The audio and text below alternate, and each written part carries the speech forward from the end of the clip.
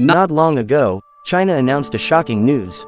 China spent $70,000 million to successfully buy part of the mining rights of the world's largest iron ore. In the next few years, China will get 60 million to 80 million tons of iron ore resources every year on average.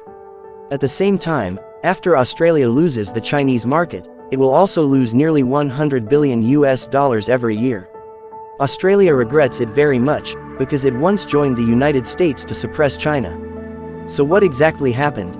Thank you for watching the video. If you want to know about the shocking projects in the world, as well as some important events in China, please click to subscribe. IR News, I believe my video will not let you down. The foundation of current industrial output is iron and steel resources. The demand for iron increases with a nation's level of industrial development. China currently has the greatest physical industry in the entire globe. China imports a lot of iron ore every year, even more than the US and Japan. Iron ore resources are abundant in China as well, but they are by no means sufficient for the country's industrial needs. China will import an astounding 1 billion ton of iron ore in 2021, according to the pertinent figures. If the mines in China's reflection are used to extract these 1 billion ton of iron ore resources, China ore of iron the reserves will soon run out, so China will decide to purchase a lot of iron ore. China has only invested $70,000 million to date to obtain a portion of the mining rights to the Simandou Iron Mine, in Guinea, the largest iron ore deposit in Africa. With a surface area of 738 square kilometers, the Simandou Iron Mine, in Guinea is the biggest iron mine in the world.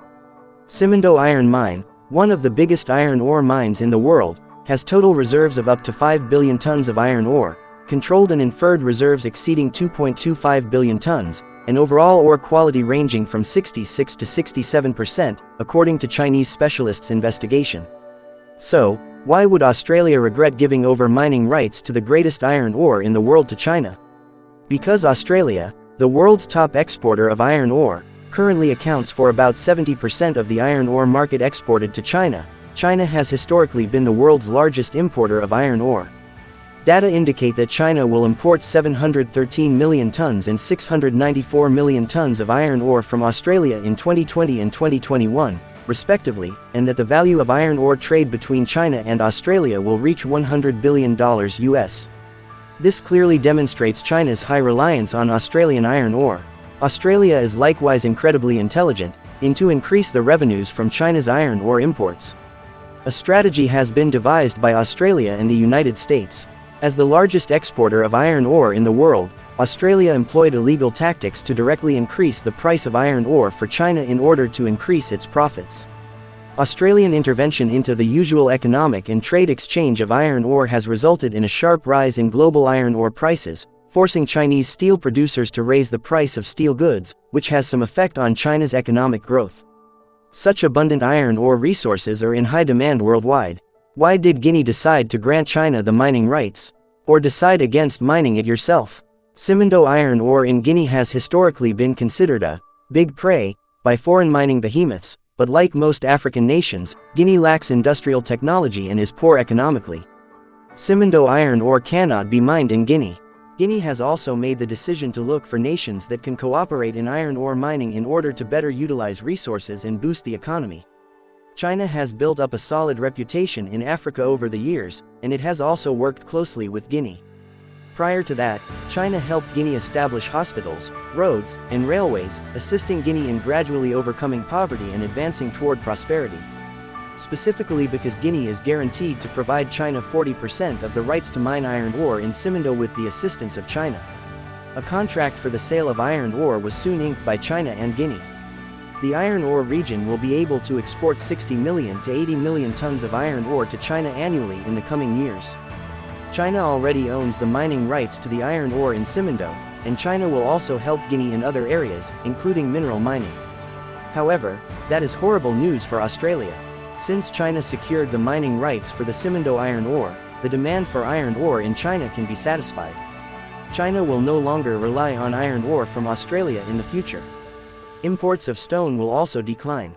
It will be disastrous for many Australian mining businesses in this situation if they lose China's iron ore market. In the past, 70% of Australia's iron ore exports were to the Chinese market. The United States and Australia's current plan has caused a significant decrease in iron ore exports. It not only loses a portion of its earnings, but this portion as well. Australia is unsure of which nation it should sell its iron ore to after initially selling it to China. Although it is clear that China is very clever and employs a variety of strategies to lessen its reliance on Australian iron ore, the greatest market cannot exist without Australian iron ore. For such a result, Australia must regret its original behavior. In such a situation, Australian iron ore companies are actively seeking changes, not only actively seeking cooperation with Chinese companies, but also calling on the Australian government in Australia to resume the iron ore trade cooperation between China and Australia. The Australian government has also begun to express the hope that it can cooperate with China again in the field of iron ore. It is worth mentioning that, under the trend of China's de-dollarization, Australian iron ore companies have completely ignored the threat and oppression of the United States and expressed their willingness to use RMB for settlement when conducting economic and trade cooperation with China. Of course, these are all later stories. Australia loses China, a major iron ore importer, and the economic losses caused are immeasurable. On the other hand, other countries in Africa export their own industrial raw materials to China to boost their own economic development. This incident tells us that trade cooperation between countries can only be sustained for a long time under the conditions of mutual respect and cooperation, mutual benefit and win-win cooperation between the two countries. What are your thoughts on this? Thank you for watching the video. If you find the video very interesting, please click to subscribe to my channel. Let's explore more important events about China together.